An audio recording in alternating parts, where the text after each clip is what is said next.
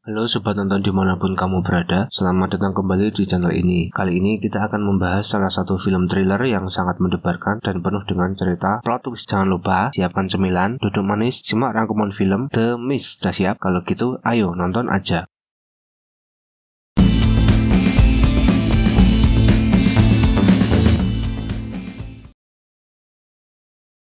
Pagi hari setelah kota kecil Breton, Maine, dilanda badai petir yang dahsyat, seniman komersial David, putranya Billy, dan istrinya Stephanie menyaksikan kedatangan kabut misterius yang bergerak melintasi danau menuju rumah mereka di tepi danau. Karena sibuk membersihkan sisa-sisa badai, David, Billy, dan tetangga mereka, Brian Norton, pergi ke kota ke toko peralatan lokal di mana para pengunjung tertarik dengan aktivitas polisi militer yang tidak biasa, dan Miller yang tiba-tiba berdarah-darah bergegas masuk, mengomel tentang sesuatu di dalam kabut yang menculik John Lee. Para pengunjung menyaksikan kabut bergerak melintasi tempat parkir menuju pasar dan menelannya. Pasar kemudian dihantam dan dirusak oleh suatu getaran yang hebat. Seorang wanita dengan anak-anak di rumahnya akhirnya meminta seseorang untuk mengantarnya pulang, tetapi semua orang menolak sehingga wanita itu keluar ke dalam kabut sendirian menuju mobilnya. Ketika David mencari sesuatu di dermaga bongkar muat untuk menutupi Billy, dia mendengar sesuatu yang merayap di bagian luar pintu bongkar muat itu. Mekanik Jim, kemudian Miron, dan wakil manajer Oli dan Norm si kuli angkut berusaha memperbaiki generator dengan mengirim Norm untuk membuka sumbatan pada pipa knalpot generator. Namun saat pintu bongkar muat dibuka, ada sesuatu yang menyeretnya menuju kematiannya. Dia diseret oleh sesuatu hingga dia mati. Sesuatunya itu seperti berwujud tentakel pemakan daging. Orang-orang lain melaporkan situasi ini kepada orang-orang di pasar, namun beberapa orang, termasuk Brian Norton, bersikap skeptis, dan orang fanatik religius yang tidak stabil mentalnya, yaitu Nyonya Carmody, yakin bahwa hari kiamat telah tiba. Setelah bahaya dipastikan hanya ada di luar, para pengunjung yang percaya atau sedikit menyangkal menutup jendela toko cepat-cepat dengan kantong-kantong berisi tanah dan makanan anjing, serta melakban celah-celah yang disebabkan oleh guncangan gempa. Norton akhirnya mengumpulkan sekelompok kecil pengikut yang menyangkal bahaya dalam kabut, dan David serta para pengikutnya gagal meyakinkan mereka untuk tidak pergi ke dalam kabut. Namun sebelum mereka pergi, seorang pengendara sepeda motor yang pergi bersama kelompok Norton pergi untuk melindungi mereka, mengikatkan tali jemuran sepanjang 300 kaki atau sekitar 100 meter di pinggangnya untuk memberitahu para pengunjung yang tersisa ketika mereka melewati jarak tersebut. Namun ketika jarak sekitar 200 kaki, kelompok Norton diserang oleh makhluk besar yang tidak terlihat, dan David dan yang lainnya hanya dapat menyeret kembali tubuh pengendara sepeda motor dalam keadaan sudah terputus-putus, sudah dalam keadaan terpotong-potong. Hal ini membuktikan kepada para pengunjung yang tersisa di dalam toko bahwa ada makhluk yang berbahaya di dalam kabut. Pada malam hari, muncul sejenis makhluk seperti kalajengking yang bisa terbang. Mereka hinggap di jendela toko. Kemudian ada makhluk yang bisa terbang lagi seperti kelelawar, seperti dinosaurus pterodactyl mengikuti mereka, dan dinosaurus ini memakan kalajengking terbang tadi dari jendela toko. Namun kemudian dua dari pterodactyl ini akhirnya masuk ke dalam toko, yang mengakibatkan Tom Smalev dan Sally terbunuh. Tetapi kemudian pterodactyl dan kalajengking terbang ini yang masuk ke dalam toko tadi akhirnya berhasil dibunuh dan jendela yang pecah ditutup. Keesokan paginya, mereka mengadakan rencana untuk pergi ke apotek di sebelahnya yang dipimpin oleh David, yang terdiri dari Oli, Jim, Irene, Jessup, dan Miller, Bobby, dan Mike Hedlund. Dilakukan untuk membawa kembali persediaan obat-obatan untuk Joe Eggleton yang terbakar parah. Kelompok ini tiba di apotek dan menemukan persediaan yang mereka butuhkan, tetapi segera menyadari bahwa apotek tersebut dipenuhi oleh Grey Widower, yaitu semacam makhluk predator besar seperti laba-laba yang menghasilkan jaring yang korosif. Di sini, Bobby dan Mike terbunuh dalam pertempuran berikutnya, dan David, Oli, Dan, Jessup, Jim, dan Rappler berhasil lolos kembali ke pasar, kembali ke supermarket. Joe meninggal karena luka-lukanya tak lama setelah mereka kembali ke supermarket, membuat perjalanan ini sia-sia. Akibat ekspedisi yang gagal ini, orang-orang yang tersisa di dalam toko dibagi menjadi 3 kelompok. Kelompok David yang terdiri dari para orang-orang yang masih waras dan berpikir rasional. Kemudian kelompoknya Nyonya Carmody yang terdiri dari sejumlah besar orang yang selamat yang telah menjadi gila karena trauma dan sekarang mengikuti Nyonya Carmody. Kelompok yang terakhir ini sekarang termasuk Jim dan Mr. Last, itu orang-orang yang tidak memihak kepada David maupun tidak memihak kepada Nyonya Carmody. Kelompok David akhirnya menemukan 2 tentara dari pangkalan militer telah bunuh diri dengan cara menggantung diri mereka sendiri, dan meminta Jessup untuk menjelaskan apa itu Arrowhead Project dan bagaimana hal itu bisa menyebabkan bencana seperti ini. Jim kemudian muncul setelah menyadari kelompok tersebut bertingkah mencurigakan dan mengikuti mereka dan menyeret Jessup keluar. Jessup mengungkapkan kepada Nyonya Carmody Karmody dan para pengikutnya bahwa Arrowhead Project adalah eksperimen untuk mengintip dimensi lain. Dan menurut Donaldson, salah satu tentara yang masih hidup, itulah asal muasal kabut. Pengikut Nyonya Karmody kemudian menumbalkan Jessup karena mereka sudah gila dan menguncinya di luar supermarket untuk dibunuh oleh makhluk-makhluk tersebut. Saat Jessup memohon untuk diizinkan masuk kembali, seekor monster seperti laba-laba besar yang bercapit datang mendekat dan membunuhnya. Keesokan paginya, David dan kelompoknya akan menggunakan mobil David untuk melarikan diri dari toko, tetapi mereka dicegat oleh Nyonya Karmody yang memerintahkan para pengikutnya untuk mengorbankan Billy terlebih dahulu, kemudian Amanda, lalu seluruh kelompok David akan dikorbankan. Namun sebelum para pengikutnya dapat melakukannya, Nyonya Karmody ditembak dan dibunuh oleh Oli, menyebabkan para pengikutnya yang ketakutan kembali menjadi dapat berpikir dengan logis. Mereka mundur dan membiarkan kelompok David pergi. David, Billy, Amanda, Rappler, dan Dan semuanya berhasil mencapai Land Cruiser, tetapi Oli terpotong menjadi dua oleh monster laba-laba yang tadi memakan tentara tadi. Kemudian manajer supermarket, Bud Brown, mundur kembali ke supermarket dan Miron serta Ambrose dibunuh oleh makhluk laba-laba. David kembali ke rumah untuk menjemput Stephanie, namun mendapati rumahnya sudah hancur dan istrinya sudah tewas telah menjadi mangsa para monster laba-laba seperti tadi. Dengan patah hati, David dan kelompoknya berkendara ke selatan untuk mencoba menghindari kabut, tetapi hanya menemukan kehancuran setelah dilewati oleh kabut itu. Mereka terus-menerus mengemudi hingga akhirnya mereka kehabisan bahan bakar, dan karena mereka sudah menyerah dan putus asa, akhirnya mereka semua memutuskan untuk bunuh diri daripada mati dicapik-capik oleh monster. David menembak orang-orang yang ada di dalam mobil dengan 4 peluru terakhir dari pistol untuk memberikan mereka kematian yang cepat dan tidak menyakitkan. Kemudian David keluar dari mobil untuk dibunuh oleh monster-monster dalam kabut itu. Namun karena dia sudah terlanjur menyerah, ternyata tidak lama setelah itu dia melihat konvoi militer melintas dari dalam kabut. Konvoi militer itu menyemprotkan penyembur api untuk mengusir kabut dan juga monster-monster itu. Kabutnya tak lama setelah itu menghilang. David melihat orang-orang yang selamat dalam konvoi tersebut, termasuk wanita dengan anak-anak di rumah dan orang-orang dari supermarket. Dengan ngeri, ia menyadari bahwa ia telah menjauh dari penyelamatan, bahwa ia telah membunuh putranya sendiri dan 3 orang lainnya dengan sia-sia, karena mereka hanya beberapa saat lagi hampir saja menemukan konvoi militer penyelamat ini, dan bahwa mereka juga akan diselamatkan seandainya mereka tak berada di supermarket, tidak pergi kemana-mana. David menyesal, sangat menyesal. Dia berlutut sambil berteriak dan menangis ketika 2 orang tentara melihatnya dengan bingung.